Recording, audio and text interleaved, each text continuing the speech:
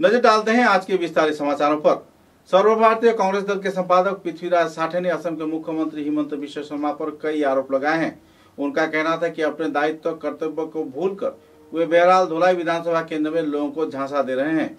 धोलाई के जनगण को वे कई क्षेत्र में प्रलोभन देकर मतदान हासिल करना चाहते हैं, लेकिन लोग इस बार जागरूक हैं। हाल ही में हिमंत बिश्व शर्मा द्वारा सोनिया गांधी को कटाक्ष करते हुए कहा गया था कि अगर सोनिया गांधी इटालियन है तो निहाल रंजन दास विदेशी हैं। मुद्दे को लेकर एक दूसरे पर जहां कीचड़ उछला जा रहा है, तो इसी दौरान सर्वभारतीय कांग्रेस संपादक पृथ्वीराज साठे ने कई और पहलुओं पर आलोकपात किया। असम के मुख्यमंत्री को कहा कि लापता सीएम बेखबर सरकार चला रहे हैं। बहरहाल मुद्दे को लेकर पत्रकार सम्मेलन के जरिए कई और पहलुओं के बारे में आलोकपात किया गया। जिला कांग्रेस कार्यालय में आयोजित इस पत्रकार सम्मेलन में अभिजीत पाल तथा दूसरे कई कांग्रेस के वरिष्ठ हस्तीगण भी मौजूद थे। अभी तक आपके विधायक और मंत्री, उनको हम काम करेंगे उनके ऊपर।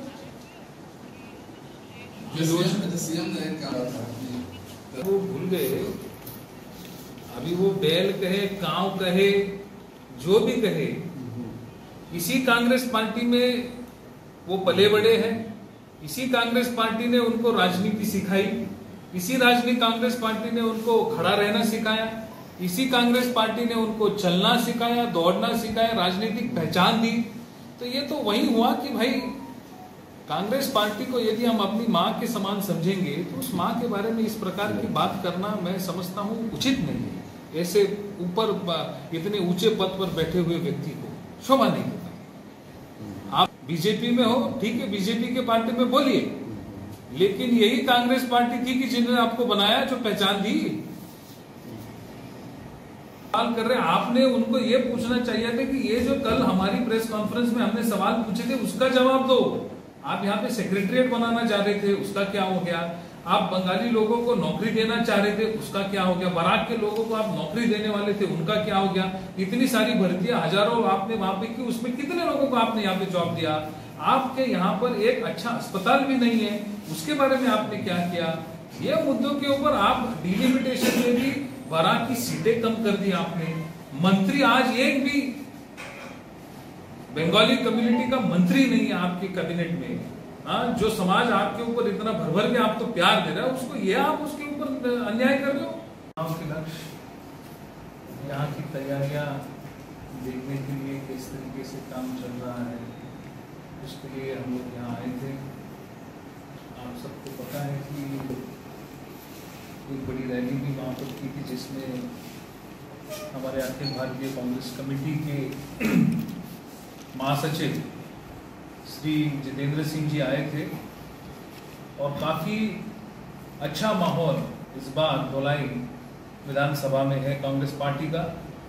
सभी बूथों में कांग्रेस पार्टी का संगठन, बूथ कमेटियां बहुत अच्छी तरीके से काम कर रही है और मैं समझता हूं कि जिस प्रकार का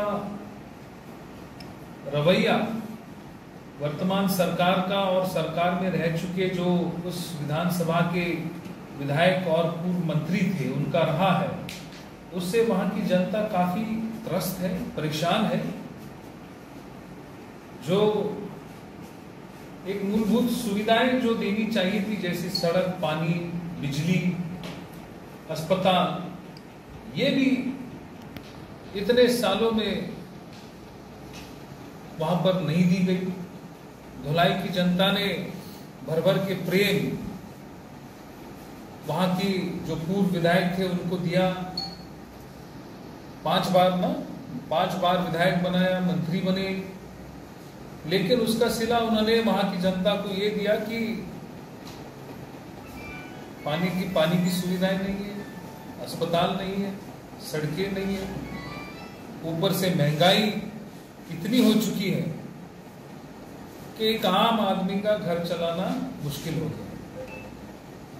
सरकार का पूरा नियंत्रण खो चुका है। जो वायदे इन्होंने बराक के लिए किए थे, वो सारे वायदों के ऊपर सरकार फेल है, जैसे मानो थम गया है। इतनी सारी जो योजनाएं यहां पर चल रही थी, उसमें से काफी योजनाएं जैसे आयुष्मान भारत जैसी योजना भी अभी बंद हो चुकी है। आप सब लोगों को पता होगा। ये दर्शाता है कि आपके जो मुख्यमंत्री हैं असम राज्य के, इन्हें असम में कम और हिंदुस्तान में बाकी राज्यों में जहां चुनाव हो रहे वहां जाने में ज्यादा रुचि है। और नतीजा ये है कि लापता सीएम और बेखबर सरकार, इस प्रकार की सरकार आपकी असम में चल रही है।